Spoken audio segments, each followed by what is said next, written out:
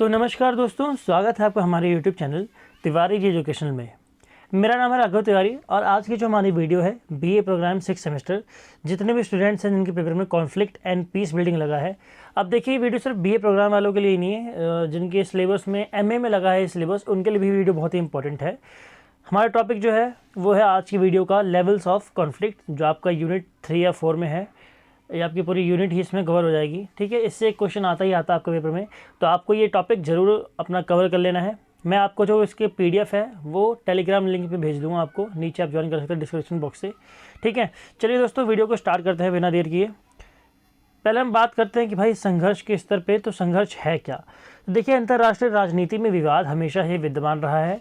संघर्ष अंतर्राष्ट्रीय स्तर पर राज्यों के मध्य, राज्यों में व्याप्त छोटे छोटे समूहों के मध्य विवाद की स्थिति है। देखिए, आपको किसी भी क्वेश्चन को आंसर करना है ना, तो आपको 3 पार्ट में उसका आंसर करना है। पहला इंट्रोडक्शन, दूसरा मेन बॉडी उसकी, और थर्ड कंक्लूजन। तो आपको इंट्रोडक्शन हमेशा संघर्ष के बारे में ही लिखना है कि संघर्ष है क्या, उससे आप समझते क्या है। तो यहाँ पे क्या लिखा गया है कि राज्यों के मध्य इंटरनेशनल लेवल पर छोटे छोटे समूहों में जो विवाद की स्थिति उत्पन्न हो जाती है उसे हम क्या कहते हैं, संघर्ष। अगर आपको संघर्ष अच्छे समझना है तो आपको जो वीडियो है वो आपको डिस्क्रिप्शन बॉक्स में मिल जाएगी, आप जाके देख सकते हैं, या फिर आप ऊपर आई बटन पर क्लिक करेंगे तो आपको वीडियो मिल जाएगी संघर्ष वाली, आप उस पूरी वीडियो को देख सकते हैं।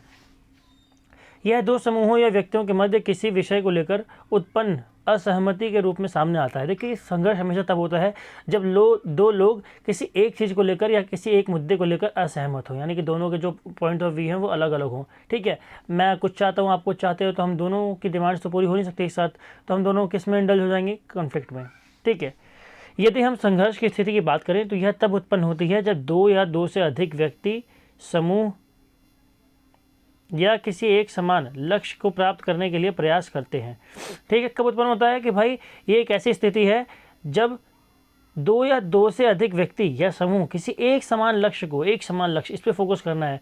जब लक्ष्य एक समान हो, एक जैसा लक्ष्य हो। ठीक है, कई विद्वानों का मानना है कि आधुनिक समय में विकास के लिए संघर्ष एक आवश्यक तत्व है। देखिए, संघर्ष होना भी बहुत आवश्यक तत्व है। अगर किसी समाज में संघर्ष नहीं है तो ऐसा कहा जाता है कि भाई वो समाज सोया हुआ समाज है, वो अपने अधिकारों के प्रति जागरूक नहीं है। क्योंकि अगर एक जागरूक समाज, पढ़ा लिखा समाज है, तो उसको अपने अधिकारों के बारे में पता होगा, और अगर उसको अपने अधिकारों के बारे में पता है तो वह अच्छे से जानता होगा कि हमें किस तरीके से अपने अधिकारों को प्राप्त करना है। अगर अधिकार प्राप्त नहीं हो रहे हैं तो वो संघर्ष करने से भी कतराएगा नहीं।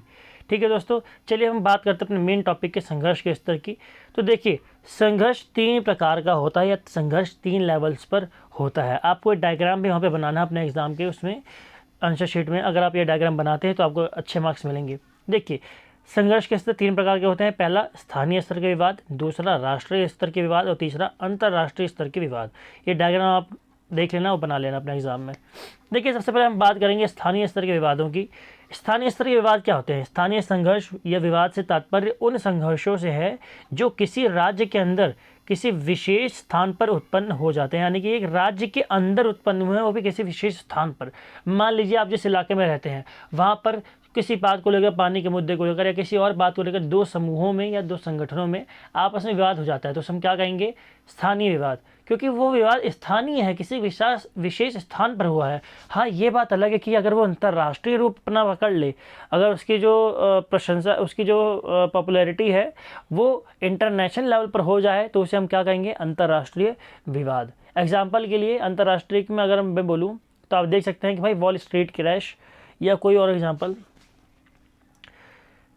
इस संघर्ष में हिंसा का प्रयोग भी हो सकता है। भाई कॉन्फ्लिक्ट जो है इसमें वायलेंस का यूज़ भी हो सकता है। आप देखेंगे आसपास कई जगह होता है, किसी ने बाइक लड़ा दी किसी के और की बाइक में, तो वहाँ पे मारपीट चालू हो जाती है। रोड पे आपको कई बार देखने को मिलेगा ऐसे विवाद। ठीक है, जो स्थानीय लेवल पर होते हैं। स्थानीय संघर्ष प्रत्येक राज्य में पाए जाते हैं तथा यह किसी भी राष्ट्र की राजनीतिक प्रक्रियाओं में अस्थिरता उत्पन्न कर सकते हैं। देखिए, इनके अंदर पॉसिबिलिटी होती है कि भाई ये जो पॉलिटिकल हमारा स्ट्रक्चर है या पॉलिटिकल जो गतिविधि है उसको स्टॉप कर सकते हैं, उसको प्रभावित कर सकते हैं। ठीक है, उदाहरण के लिए ए समुदाय का बी समुदाय से किसी धार्मिक कारण या अन्य कारणों के कारण संघर्ष उत्पन्न हुआ। स्थानीय संघर्ष के कारण राज्य के अंदर अशांति उत्पन्न हो जाती है तथा लोगों में भय का माहौल उत्पन्न होता है। देखिए जाहिर सी बात है, अगर किसी स्थान पर, किसी जगह पर अगर कॉन्फ्लिक्ट हो रहा है, अगर विवाद उत्पन्न हो रहा है, तो जाहिर सी बात है भाई वहाँ पे शांति आएगी क्या? नहीं, अशांति का माहौल बन जाएगा। ठीक है।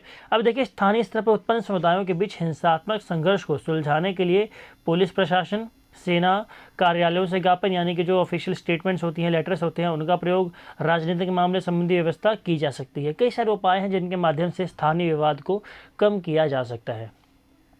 अब हम उदाहरण समझते हैं कि भाई स्थानीय विवाद का उदाहरण क्या है। देखिए एक समुदाय का दूसरे समुदाय के साथ विवाद हर जगह देखने को मिलता है आपको। ये कोई समाज ऐसा है ही नहीं जहाँ पर आपको दो समुदायों के बीच में विवाद या संघर्ष देखने को ना मिले। दूसरा, अधिकार प्राप्ति के लिए संघर्ष। जब लोगों के अधिकार की प्राप्ति नहीं होती, लोगों के अधिकारों का हनन होता है, तो लोग क्या करते हैं? संघर्ष करते हैं। एग्जाम्पल के लिए आपने देखा ही भारत में जो कृषि आंदोलन चला था, किसान आंदोलन चला था। फिर राज्य की नीतियों के विरुद्ध संघर्ष। कई बार क्या होता है, राज्य की जो पॉलिसीज़ होती हैं उसके विरोध में भी लोग कई बार आंदोलन करते हैं। एग्जाम्पल के लिए दिल्ली में जो आंदोलन चला था शराब नीति के विरुद्ध, जो दिल्ली सरकार की नई शराब पॉलिसी आई थी, जो एक्साइज पॉलिसी आई थी, उसमें जो गड़बड़ियाँ थी उनके कारण कई प्रकार के संघर्ष आपको दिल्ली में देखने को मिले थे।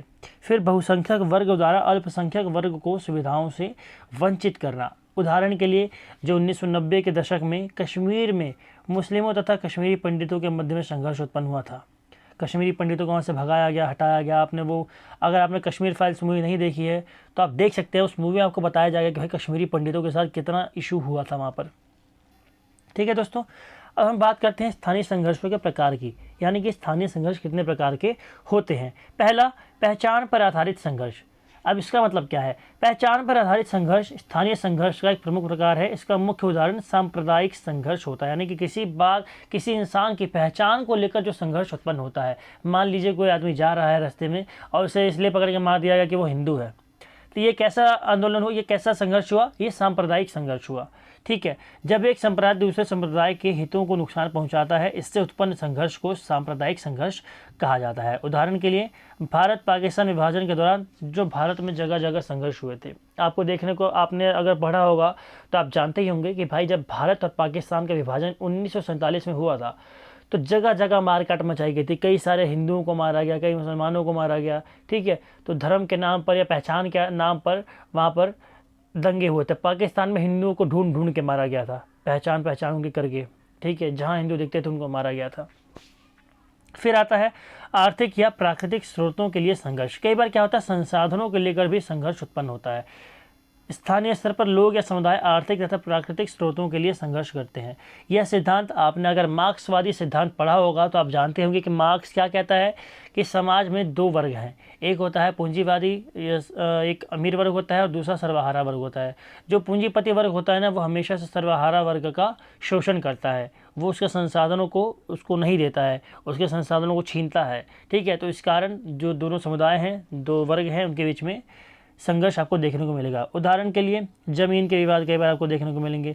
लोगों की ज़मीन हड़प ली गई है। अतीक अहमद जैसे जो गुंडे होते हैं, ऐसे बड़े बड़े जो गुंडे होते हैं जो बहुत पावरफुल होते हैं, ये क्या करते हैं, गरीब लोगों को सताते हैं। ठीक है। अवैध खनन कई बार आपको देखने को मिलेगा कि भाई गलत रूप से खनन किया जा रहा है, वहाँ भी लोग विरोध करते हैं, आंदोलन होता है, वहाँ पर भी संघर्ष होता है।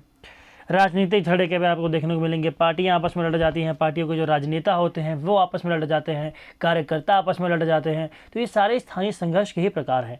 दूसरा जो संघर्ष का प्रकार है वो है, संघर्ष का स्तर जो है वो है राष्ट्रीय स्तर के विवाद, यानी कि नेशनल लेवल पर जो विवाद होते हैं। अब देखिए राष्ट्रीय स्तर के संघर्ष का मतलब क्या है? ऐसे संघर्ष जो किसी राष्ट्र के अंदर किसी भूमि को हथियाने के लिए तथा संसाधनों पर कब्जा करने के लिए होते हैं।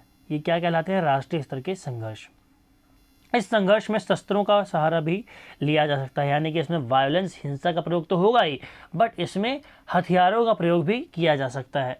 यह खासकर तब उत्पन्न होते हैं जब एक या एक से अधिक समूह सरकार की नीतियों से असंतुष्ट हों।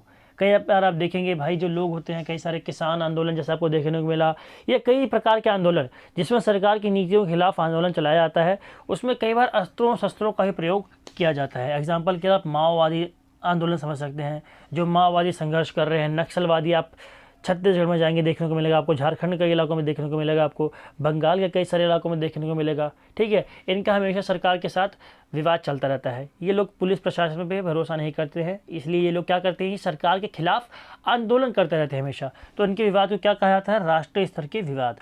इसमें हिंसा का सहारा लिया जा सकता है, मैंने आपको पहले ही बताया। अब इसके भी कई प्रकार के कारण हैं, जैसे पहला संसाधनों के लिए संघर्ष। जो माओवादी या नक्सलवादी जो संघर्ष कर रहे हैं उनका मेन टारगेट क्या है, रिसोर्सेज पर कब्जा करना। वो कहते हैं कि भाई जो राज्य है इन्होंने हमारे संसाधनों पर कब्जा कर लिया है, और जो दूसरे लोग बाहर से आके यहाँ बस रहे हैं वो हमारे संसाधनों पर कब्जा कर रहे हैं।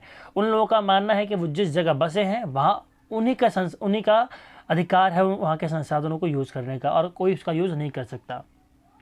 जब देश के संसाधनों के लिए वर्गों में संघर्ष उत्पन्न होता है तो वह राष्ट्रीय संघर्ष कहलाता है। कई बार दो राज्यों के मध्य भी संसाधनों को लेकर संघर्ष देखा जाता है। आप लोग कई बार देखेंगे कि नदी के पानी को लेकर, नदी के जल को लेकर कई बार विवाद चलता है। ये राष्ट्रीय स्तर का होता है या राज्य स्तर का भी हो सकता है। आपको कई बार दिल्ली और हरियाणा के बीच देखने को मिलेगा, पंजाब के बीच देखने को मिलेगा। अगर राष्ट्रीय स्तर की बात करें तो आप भारत और पाकिस्तान के साथ सिंधु नदी जलतंत्र को लेकर जो समस्या है, संघर्ष है, उसको देख सकते हैं। जो दूसरा संघर्ष का प्रकार है राष्ट्रीय संघर्ष का, वो है राजनीतिक नीतियों से असंतुष्ट।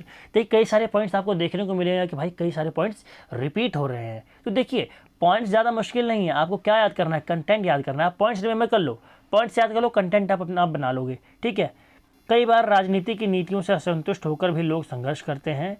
यदि सरकार कोई ऐसी नीतियां कानून बनाती है जो लोगों के हितों के विरुद्ध हो तो लोग राज्य के विरुद्ध संघर्ष को जन्म देते हैं। ठीक है, अब हम बात करते हैं संघर्ष के तीसरे स्तर की, थर्ड लेवल की, जो है इंटरनेशनल लेवल का संघर्ष, यानी कि अंतर्राष्ट्रीय स्तर के विवाद। देखिए दोस्तों, अंतर्राष्ट्रीय स्तर पर राज्यों के मध्य किसी विषय को लेकर पाए जाने वाले संघर्षों को हम क्या कहते हैं, अंतर्राष्ट्रीय संघर्ष। 1991 तक अंतर्राष्ट्रीय संघर्षों का दौर जो था वो शीत युद्ध जैसे संघर्षों से गुजरा। आपने शीत युद्ध में देखा था कि एक ब्लॉक में था यूएसएसआर और एक ब्लॉक में था यूएसए, जिसमें पूरा विश्व के कई सारे देश, जो बड़े बड़े नामी देश थे, वो सब अपनी महत्वपूर्ण भूमिका निभा रहे थे। गुटबंदी चल रही थी, यूएसए ने अपना गुट बना रखा था और यूएसएसआर ने अपना गुट बना रखा था। यह शीत युद्ध समाप्त तब कब हुआ, 1991 में, जब सोवियत संघ टूट गया। ठीक है, अगर आपको ये समझना है तो आपको एक वीडियो मैं अभी आने वाले टाइम पे बनाऊंगा जिसको आपको देखना होगा कि भाई शीत युद्ध क्या था, शीत युद्ध क्या है, इस पर तो आपको वीडियो मिल जाएगी। ठीक है, आप हमारे चैनल को विजिट करके देख सकते हैं उस वीडियो को। देखिए दोस्तों, 1951 के बाद अंतर्राष्ट्रीय स्तर पर होने वाले विवादों को सुलझाने में सहयोग पर बल दिया गया। देखिए पहले क्या होता था, पहले इंटरनेशनल लेवल पर, अंतर्राष्ट्रीय स्तर पर विवाद तो हो रहे थे लेकिन उनको सुलझाने पर ज़्यादा बल नहीं दिया जा रहा था। क्यों? क्योंकि विश्व में दो ही महाशक्तियाँ थी जो पूरे वर्ल्ड को कंट्रोल कर रही थी, यूएसए और यूएसएसआर। जैसे ही यूएसएसआर का विघटन हुआ तो कई सारे जो नए देश थे ना वो भी एमर्ज किए और उन्होंने अपने अपने अधिकारों के प्रति मांगे उठाई। उन्होंने कहा कि भाई विश्व में हमें शांति चाहिए। तो शांति के लिए हम क्या कर सकते हैं, जो भी विवाद देशों के बीच में हो रहे हैं उनको शांति से समझाया जाए, समझौता शांति से किया जाए, सहयोग पर बल दिया जाए। ठीक है, और ऊपर से आप देखेंगे भाई आजकल वैश्वीकरण का दौर है। वैश्वीकरण में कोई भी देश किसी दूसरे देश से डायरेक्ट रूप से दुश्मनी नहीं ले सकता। ठीक है, अंतर्राष्ट्रीय स्तर पर कई बार सीमा को लेकर विवाद देखे जाते हैं, जैसे भारत और पाकिस्तान के बीच में जो सीमा विवाद है, भारत और चीन के बीच में जो सीमा विवाद है, वर्तमान में रूस और यूक्रेन के बीच में जो संसाधनों को लेकर जंग चल रही है, मध्य संसाधनों वासियों, ये काट लेना भाई, ये वासियों कोई शब्द नहीं है, इसमें आएगा नहीं। ठीक है, गलती से ये टाइपिंग में एरर हो गया है। ठीक है दोस्तों, देखिए आपको जो आज की वीडियो है ना, मैं दावा करता हूँ कि भाई ये समझ में आ जाएगी आपको। बस आपको करना क्या है, आपको ये वीडियो देखनी है और टेलीग्राम से जाकर PDF डाउनलोड करके उसको पढ़ लेना है। ठीक है, और अगर आपने उसका नोट्स बना लिया तो आपको भाई पक्का कह रहा हूँ मैं, पक्का 100% आपको भी याद हो जाएगा। ठीक है दोस्तों, आज की वीडियो में इतना ही, मिलते हैं अगली वीडियो में। तब तक के लिए आपको क्या करना है, इस वीडियो को लाइक कर देना है, हमारे चैनल को सब्सक्राइब कर देना है ताकि आपको जो भी वीडियोस आगे आने वाली वो सारी आपको टाइम पर मिल जाए। ठीक है, जय हिंद, जय भारत।